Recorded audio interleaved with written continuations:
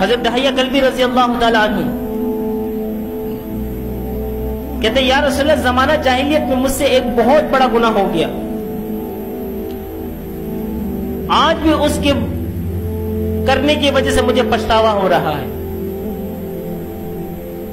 یا رسول اللہ میں زمانہ جاہلیت میں تاجر تھا، تجارت کے غرض سے سفر وغیرہ کیا کرتا تھا۔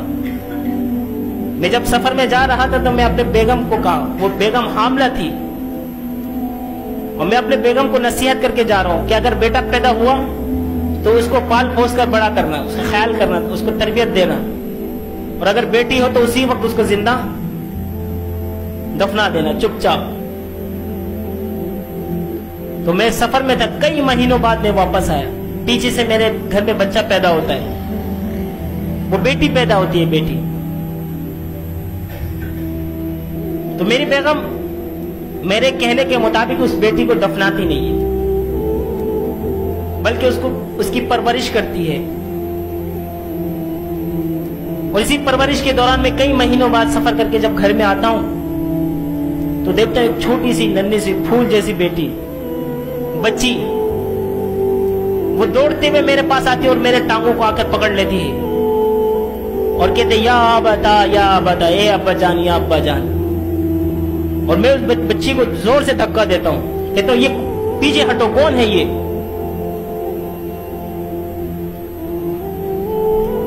تو اس کی ماں کہتی کہ یہ آپ کی بیٹی ہے۔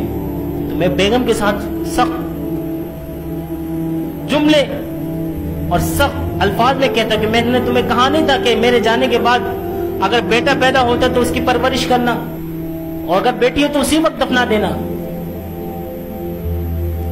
یا رسول اللہ میں اپنے قوم کا سردار تھا، اور میں نے اس سے پہلے بھی کافی بچیوں کو، لوگوں کو اس طرح تانا کسے تھے، بہت سارے لوگوں کو بھی میں نے تانا دیا ہے زمانہ جاہلیت میں، کہ کسی کے گھر میں اگر بچے پیدا ہوتے تو ہم تانا دیا کرتے تھے۔ بہت سارے بچے زندہ دفن ہو چکے، لیکن میرے گھر میں بھی جب بیٹی پیدا ہوئی تو اب میں معاشرے کے ڈر سے کہ لوگ میرے متعلق کیا کہیں گے، اب لوگوں کے تانوں سے میں کیسے بچوں؟ میں اسی ڈر کے چھپاتے ہوئے، اس بے عزتی کو چھپاتے ہوئے میں نے اپنے بیگم کو کہا کہ اس کو تیار کرو، اچھے کپڑے پہناؤ۔ کہتے کہ دحیہ کلبی رضی اللہ تعالیٰ عنہ، یا رسول اللہ میں اتنا شرمندہ ہوں، آج بھی اس گناہ کی وجہ سے مجھے پچھتاوا ہوتا ہے۔ صحابہ اکرام رضی اللہ تعالیٰ اجمعین اور نبی کریم صلی اللہ علیہ وسلم کی آنکھوں میں آنسو، یا رسول اللہ اس بچی کو میں لیا، تیار کیا، کپڑے پہنائے، اور اس کو کہا کہ تمہارے نانے کے گھر لے چلتا ہوں، اور راستے سے تمہیں کھلونے بھی دلواؤں گا۔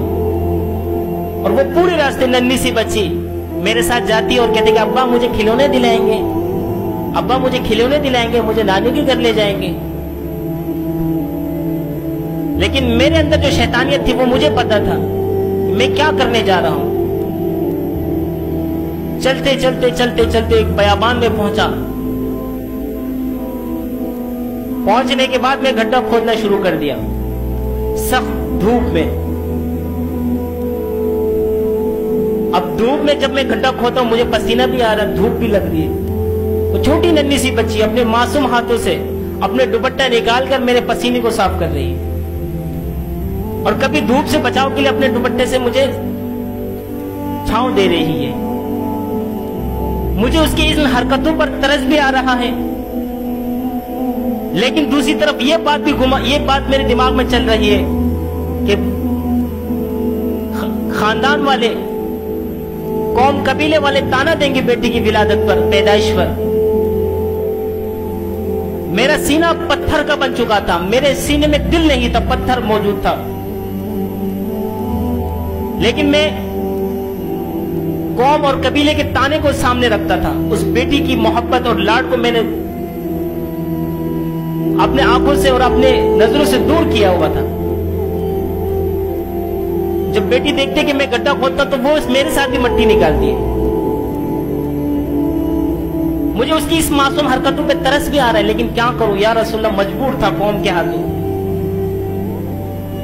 صحابہ بھی حیران، پھر کہتے کہ گھٹا کھودتے کھودتے جب وہ قبر تیار ہو گیا، میں نے اپنے بیٹی کو کہا کہ اس میں آپ اترو، میں آپ کے ساتھ کھیلنا چاہتا ہوں۔ وہ گڈھے میں اتر گئی، میں نے اس کو گڈھے میں اتارا تو اس کے اوپر مٹی ڈالنے لگ گئی۔ بچی تھی چھوٹی، اس نے محسوس کیا کہ شاید ابا جان میرے ساتھ کھیل رہے ہیں، تو وہ بھی اپنے اوپر مٹی ڈال لیے، اپنے اوپر کیا کر لیے؟ مٹی ڈال لی۔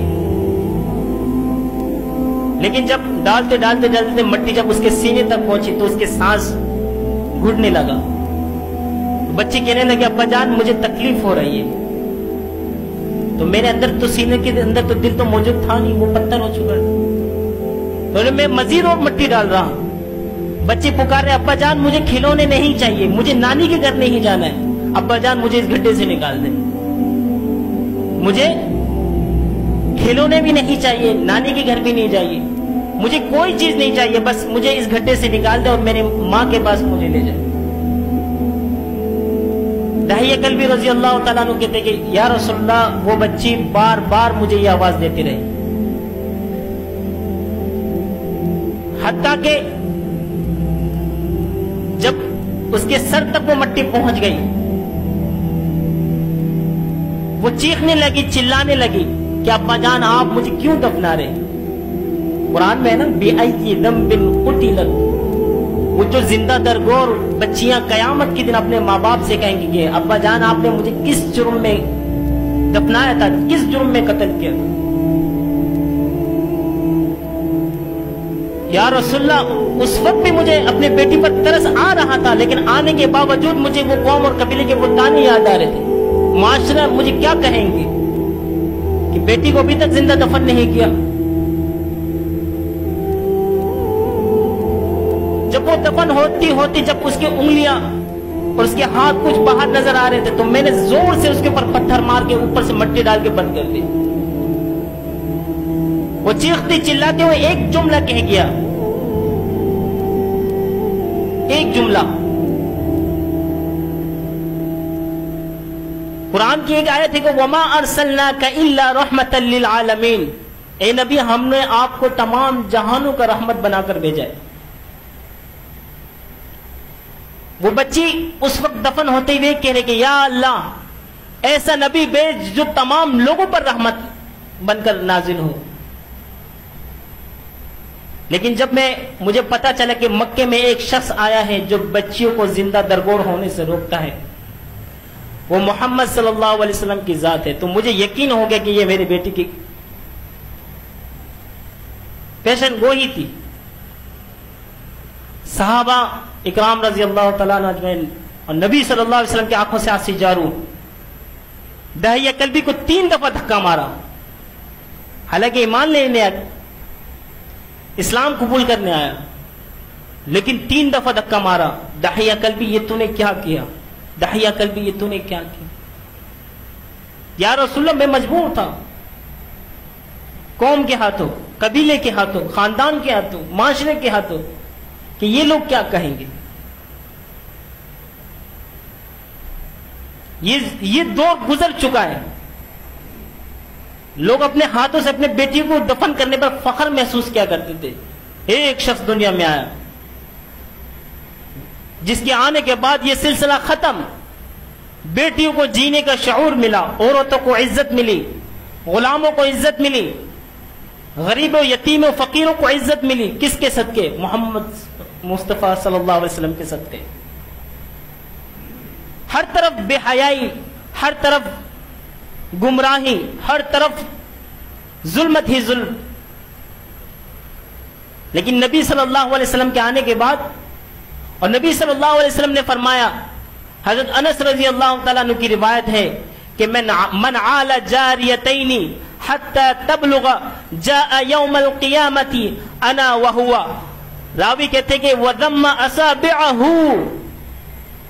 وَضَمَّ أَصَابِعَهُ وَضَمَّ أَصَابِعَهُ، کہ جس شخص نے اپنے بچیوں کی پرورش کی اور اچھی تربیت دی اور وہ سن بلوغت کو پہنچ گئی اور ان کو نکاح بھی دے دیا، فرمایا کہ محمد صلی اللہ علیہ وسلم نے کہ کل قیامت کے دن وہ اور میں اس طرح جنت میں ہوں گے۔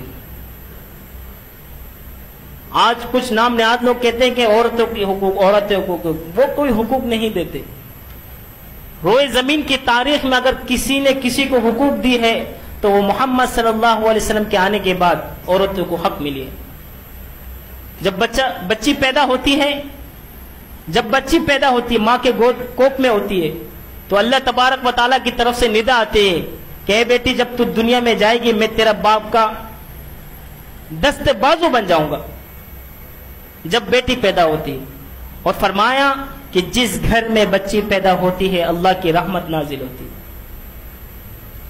جس گھر میں بیٹی پیدا ہوتی ہے اس گھر میں اللہ کی رحمت نازل ہوتی ہے. اور مصطفیٰ صلی اللہ علیہ وسلم نے فرمایا فاطمہ بدعۃ منی، فاطمہ میرے کلیجے کی ٹکڑا ہے. اگر کسی نے اس کو تکلیف دی گویا کہ مجھے تکلیف دی. ہر باپ کے لیے اس کی بیٹی کلیجے کا ٹکڑا ہوتا ہے. یہ سبق، یہ درس ہمیں کون دے رہا ہے؟ آپ کو کہیں اور نہیں ملے گا، یہ اسلام میں ملے گا، محمد صلی اللہ علیہ وسلم کی تعلیمات میں ملے گا. تو میرے بھائیو دوستو بزرگوں، آج بھی کچھ لوگ ہیں کچھ گاؤں دیہات میں جہاں بیٹی پیدا ہوتی ہے یا کسی کو دے دیتے یا چھوڑ کے چلے جاتے یا کچرے میں پھینک کے چلے جاتے. ایسے ہے معاشرے میں. لڑکی کو طلاق ہو گئی کس بنا پر؟ بچی پیدا ہونے کی بنا پر. اللہ تبارک و تعالی ہم سب کو سمجھ عطا فرمائے.